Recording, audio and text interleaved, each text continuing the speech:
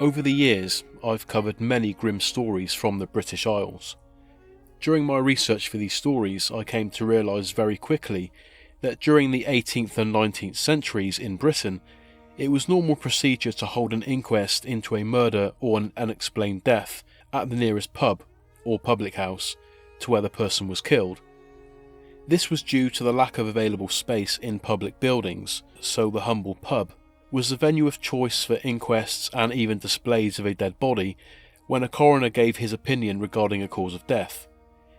These proceedings were usually held in a back room or upper quarters of a pub, usually with its own entrance, so that the coroner and lawman wouldn't have to pass through the hustle and bustle of curious drinkers. These ceremonies were also nice little earners for the landlord or lady, because not only would they charge for the use of the room, local people would often gather and drink at the establishment if they knew an inquest, especially one relating to a murder, was taking place. And so it was on Monday, April the 11th, 1898. The Red Lion Inn in Woodbridge, East Suffolk, was the scene of a grisly display, as the mostly skeletal remains of a man were laid out on a table for lawmen to see. The Ipswich Evening Star newspaper gave the following description. The bones are not exposed but simply covered, as it were, by dry skin. His whiskers and hair remain, but the eyes are gone. His boots were a good pair, trousers striped, dust coat and a double-peaked cap.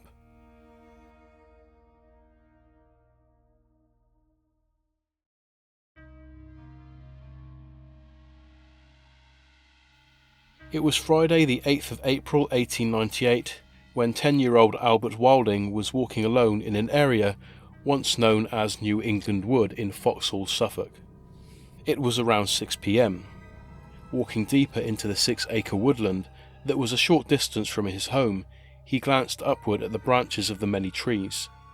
He caught a glimpse of what he believed to be a man hiding in the tree. Young Albert approached, climbed up a little way, and pulled at the feet, telling the person to come down. When he got no response, Albert ran the 50 yards back to his home, where he told his mother about what he had seen. When his father, Frederick Wilding, returned home, he refused to give the story any credibility. It took poor Albert almost an hour to persuade his father to follow him to the New England Wood. On arrival, Frederick Wilding called out to the figure in the tree, "Now, governor, it is no good you are hiding up there." Mr. Wilding was concerned that the stranger in the tree was a would-be robber or poacher, and that he may be armed. He approached with caution, for fear of being shot, but the figure in the tree neither moved nor made a sound.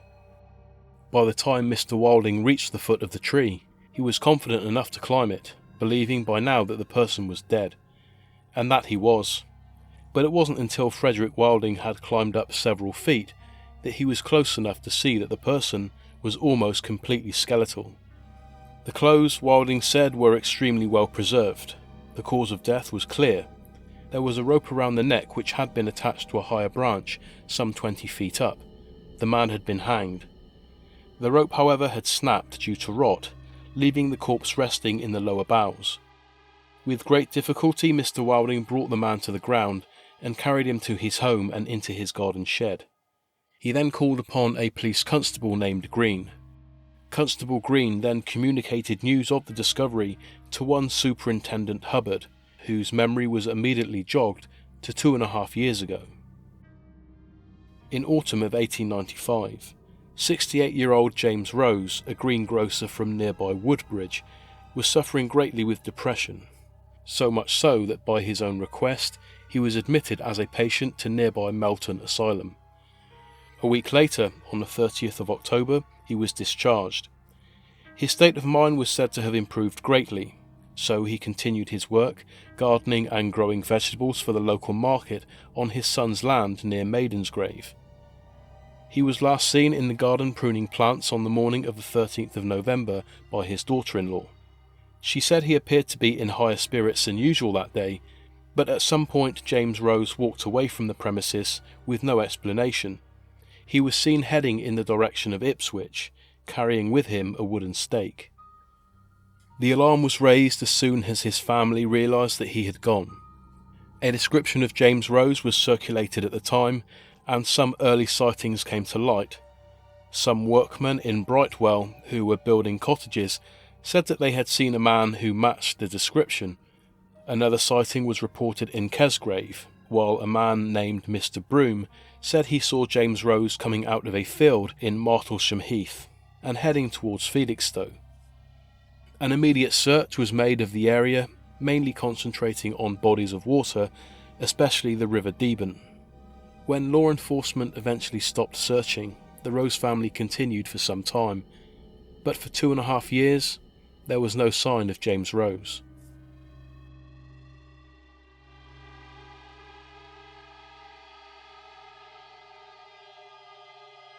It was Superintendent Hubbard who first suggested that the remains were those of James Rose.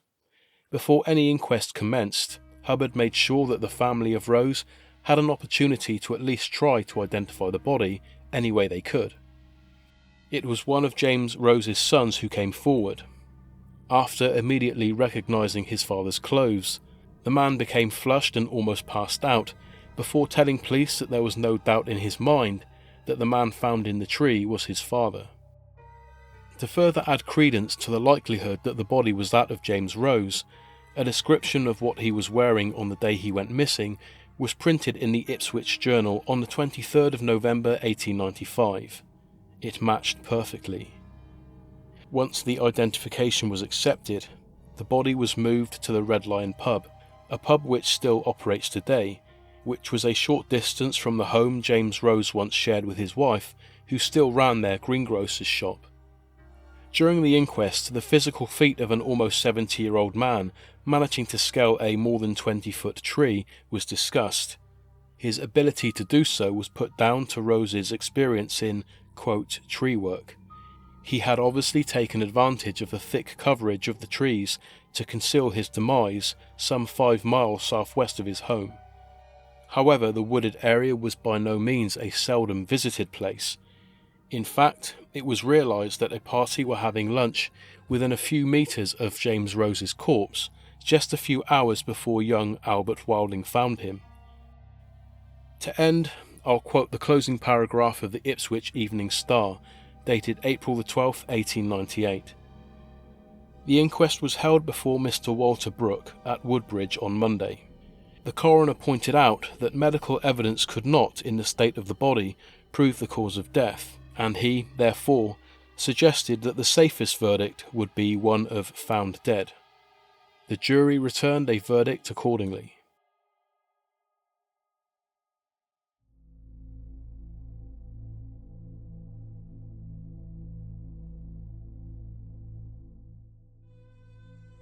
It was Sunday, November the 13th, 1966, when 13-year-old Edward Shawinski entered a vacant lot between buildings on Clag Avenue in Trenton, New Jersey. Edward lived at 48 Clag Avenue with his mother, Mrs. Sophia Shawinski, who had, the night before, witnessed her neighbour Ethel Kimbrough carrying 2 packages wrapped in brown paper into the empty lot, then return without them. This may not seem so bizarre on its own, but Sophia Chawinski had also caught a glimpse of bloodied clothing in Mrs. Kimbrough's trash can earlier that same day. So, with suspicions raised, Sophia sent Edward into the vacant lot to investigate. He made his way to the back of the empty space, where he found 2 discarded, narrow brown paper parcels. When he picked one up and slowly began to unwrap it, a human foot was exposed. When Sophia Chawinski reported the incident to the police, Ethel Kimbrough of 45 Clag Avenue was arrested at noon that same day. When she was taken in and charged with murder, she told her story. On the morning of Saturday, November the 12th, 1966, Ethel made her way downstairs and made herself breakfast. After breakfast, at around 9 a.m, she went to a store, purchased some brown wrapping paper, and then returned home. It had only been a couple of hours since she split her husband's face open with an axe as he lay asleep. 40-year-old Mr. Louis Kimbrough had survived the first blow, she said. He screamed, so she struck him again, and again, until she was sure he was dead. She wanted to get rid of the body quickly, without too much planning. She sawed off just his legs and wrapped them in the brown paper she had bought. She then disposed of his bloody clothes and bedsheets in the trash can outside, and placed his legs in another trash can so they could, as she said, bleed out. She then left the house again and purchased 2 pots of paint. When she returned, she painted the upper portion of Louis Kimbrough's body white and yellow. That night, at around 8:30, she took his legs to the vacant lot on Clegg Avenue, where she disposed of them. She then wrapped the rest of the body in the same brown paper and an old shower curtain, and locked the grotesque bundle in a metal trunk before calling a taxi. When the taxi arrived, the driver, obviously oblivious to what was in the trunk, helped Ethel Kimbrough carry it to the car and place it in the back seat. He then drove her 1.5 miles southwest to 218 Perry Street, where he abandoned the trunk at the side of the road. She then walked to nearby East State Street and caught another taxi home.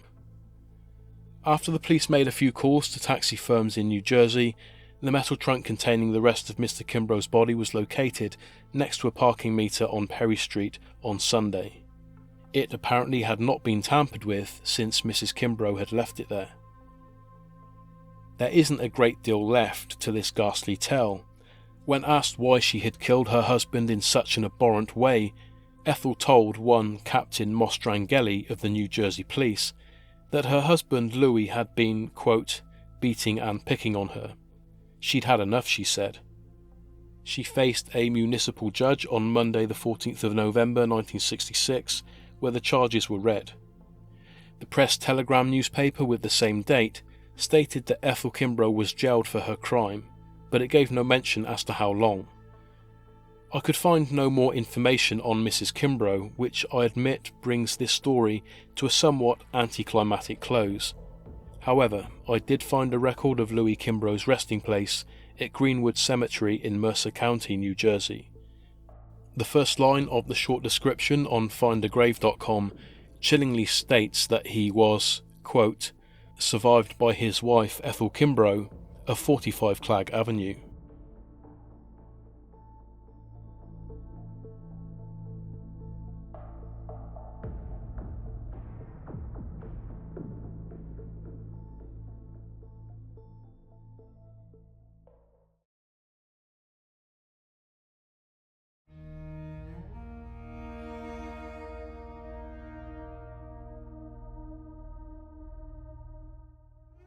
On May 28, 1904, in Whiting, Indiana, 3 employees of the Standard Oil Company were inspecting tanks of crude oil which had arrived from Point Breeze in Philadelphia, Pennsylvania, a week earlier. After they had pumped out all of the oil, one man climbed in to inspect and clean the inside of the tank. That's when they found the blackened, deformed, dead body of a man.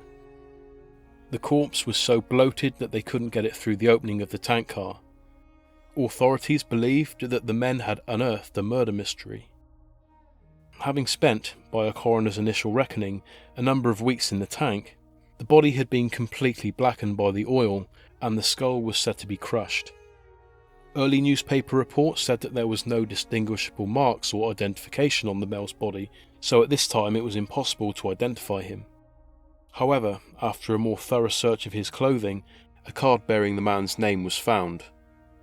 On May the 29th, it was established that the man was 26-year-old Fred Hull, originally from Barberton, Ohio, but had been residing in Wolf Lake, Indiana.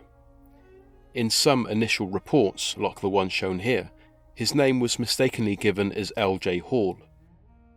He was a blacksmith and part-time employee of the Wolf Lake Clubhouse, which he had been seen leaving on Friday, May the 13th, 1 week before his body was found. This was officially the last time he was seen alive. The witness was a man by the name of Shant, the proprietor of the Wolf Lake Clubhouse. Mr. Shant told police that Mr. Hull was a known rival of one Henry Simpson. Both men were said to be vying for the affections of 20-year-old Sophia Arnold, the daughter of a farmer who lived between Whiting, Indiana and South Chicago, Illinois. When police began to delve into the life of their suspect Henry Simpson, they found that he was an employee at the shipping department of the Standard Oil Company plant in Whiting, where Fred Hull's body was found inside the oil tank. Police thought this was far too much of a coincidence and came to the conclusion that it was likely that Henry Simpson, in order to get rid of his competition, set upon Fred Hull, murdered him and placed him inside the oil tank via the opening at the top. However, following a more extensive autopsy, it was found that Hull had died from asphyxiation within the tank, meaning that he was alive when he entered. It's possible that Henry Simpson could have forced Hull to climb the tank and then pushed him in, or maybe incapacitated him first and then carried his unconscious body up the side ladder, although this would have required a great deal of effort. When it came time to bring in Henry Simpson and Sophia Arnold for questioning, it was found that they were both out of town. They had been since the day before the discovery of Fred Hull's body. However, it was realised that they weren't together. Simpson had gone to Chicago, and Sophia Arnold was visiting family in Whiting. Simpson had, suspiciously enough, left Whiting without claiming that week's pay from the oil company, which he was due on Friday the 27th. He must have been in a rush to leave, police thought. Suspicion now hung heavily over Henry Simpson more than before. Not only was he a known rival of Fred Hull, he was an employee of the oil company where Hull's body was found, and he knew the tanks that had arrived on Monday the 21st from Philadelphia would not be checked for several days. In the mind of the authorities, it would have given him enough time to skip town and avoid apprehension, and it looked like he had. However, after 3 days, an extensive autopsy, and an investigation into Fred Hull's movements over the last 2 weeks, enough evidence was gathered to satisfy the police that no murder had taken place. Actually, the accepted conclusion to this case by law enforcement is very strange. It was reported in newspapers that for a number of days before he died, Fred Hull had been drinking heavily, but his whereabouts in the days before his death were unknown. He had not been in contact with his family and had not been to work. A friend of his said that he had borrowed $20 from him just days before he died. Yet another friend said that Fred had told him he was on the run from the police because they believed that he had stolen the money. Fred had not been pursued by the police. Ultimately, and somewhat bizarrely, it was reported that a week before he had died, Fred Hull had travelled from Whiting, Indiana to Breeze Point Railway Yard in Philadelphia. It was written that after a heavy drinking session, he had climbed inside the oil tank and fallen asleep. The tank was then filled with oil, killing Fred Hull in the process before it was shipped the 730 miles back to Whiting, Indiana. There was no mention of how Fred Hull travelled the 730 miles from Whiting to Breeze Point, but it's fair to assume that he had boarded a standard oil company tank at Whiting Rail Yard, went all the way to Breeze Point, got drunk, and then entered either the same or another tank on the assumption it would carry him back to where he came from. This lengthy journey on the railway could account for the reports that no one knew where he was for a few days. The initial coroner's report said that Fred's head looked as if it had been caved in at one point with a weapon, and that there was a stab wound in the chest. It was ultimately decided that all this was untrue. It was later reported that the wounds were thought to be caused by his own actions while he panicked and desperately tried to escape the tank, either before or as it was being filled with oil.